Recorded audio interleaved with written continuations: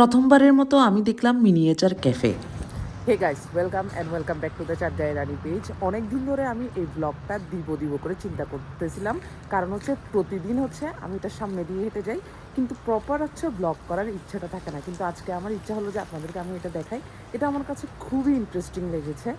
So আজকে আপনাদেরকে দেখাবো আমি উপসালার টাইনিয়েস্ট বেকারি।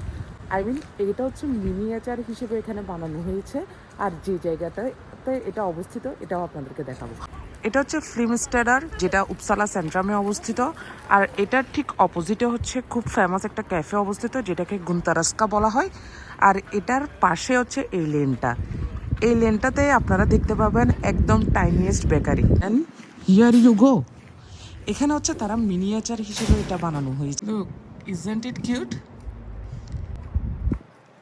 এটা হচ্ছে একদম রাস্তার পাশে প্রথম